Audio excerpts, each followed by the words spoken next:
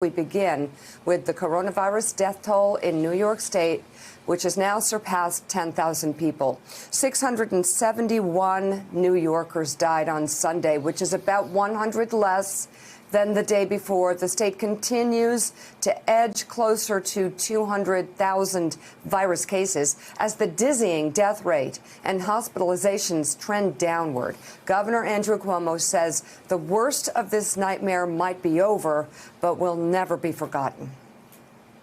2,700 lives were lost in 9/11, and 9/11 changed every New Yorker who was in a position to appreciate on that day what happened.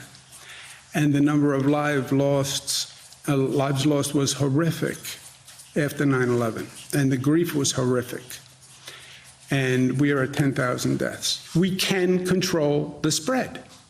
Feel good about that. The worst is over.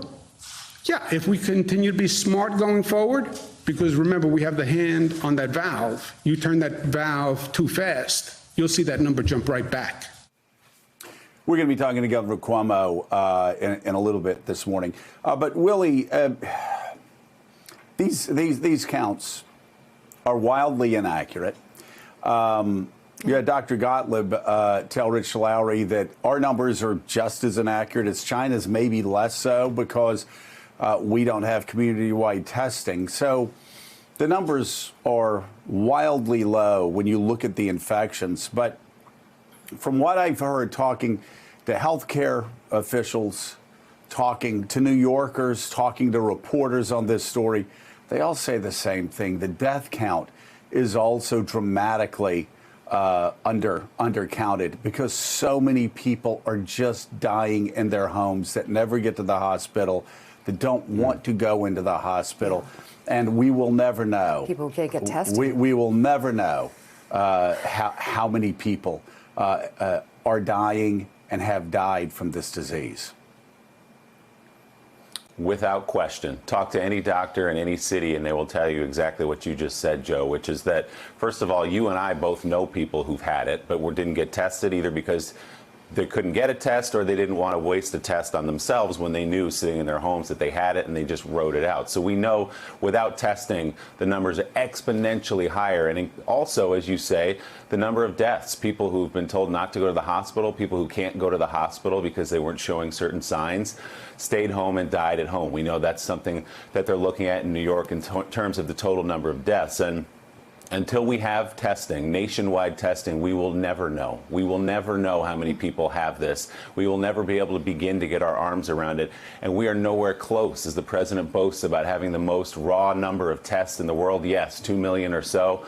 But in a country of 330 million people, we haven't even begun to scratch the surface of the extent of this problem. So talking about going back to work when we have no idea who even has it in this country, only the number of people who tested positive, and there aren't enough tests, that's not enough, and it won't be enough for a long time until we get testing.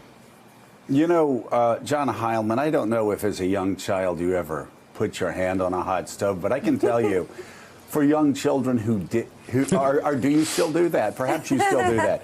But I can tell you... Routinely. Yeah.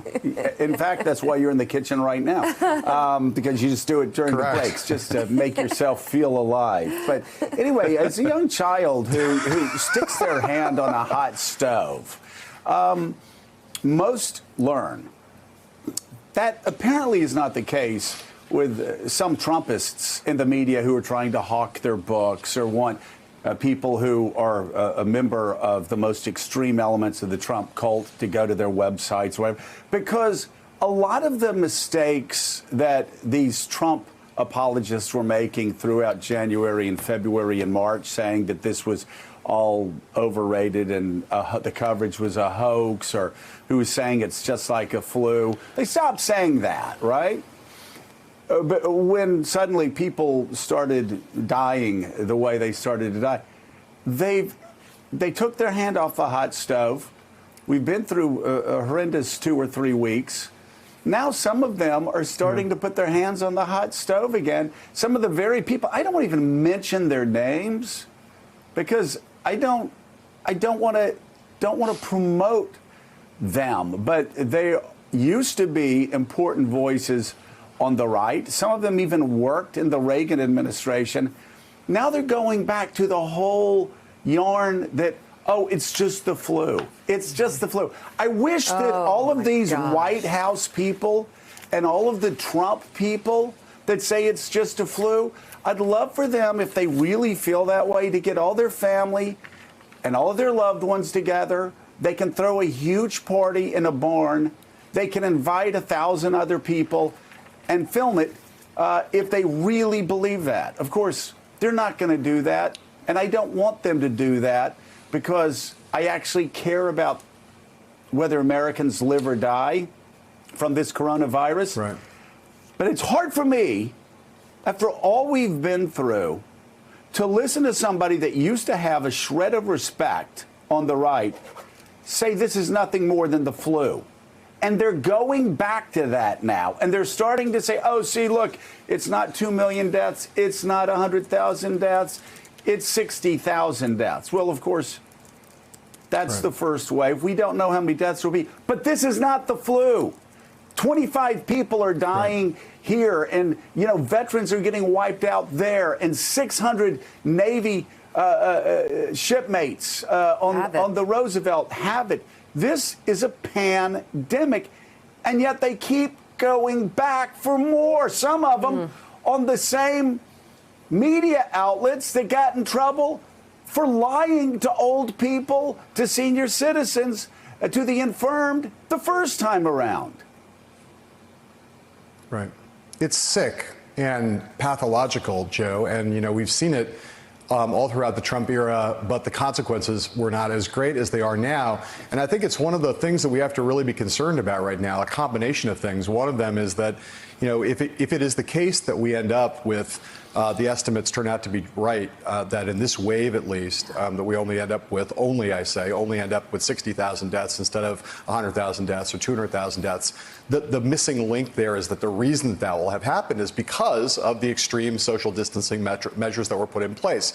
And so that's the lesson. The lesson is we shut the economy down. We shut down most of the states in the country, and it worked to flatten the curve in those places. Not that the virus wasn't as dangerous as we said, but that we were able to affect it by taking these dramatic actions. But instead, some of the people you're talking about, and apparently it looks increasingly like the President of the United States, are going to say, hey, maybe this wasn't so bad after all, and now we can get back to business. And that is going to be an incredibly dangerous scenario. We all agree that Donald Trump does not have the power to open or close down the states, that those are states within states' authorities. But the reality is the president has enormous influence, especially with red state governors. And if those governors hear Donald Trump say, hey, it's time to open up for business, they're going to open up for business. And that could put at risk the lives of tens of thousands, hundreds of thousands of Americans, because, of course, we do know we are all one country. And it could hit those states harder, but it can affect all the other states, too.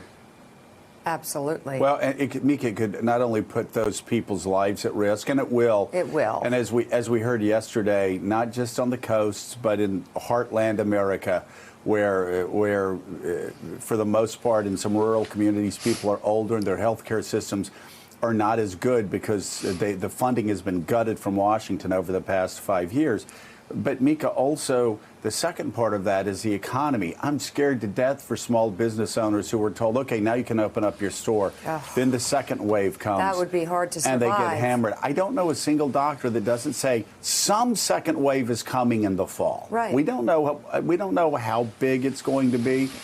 Could be very bad. We have to prepare. Thanks for checking out MSNBC on YouTube, and make sure you subscribe to stay up to date on the day's biggest stories. And you can click on any of the videos around us to watch more from Morning Joe and MSNBC. Thanks so much for watching.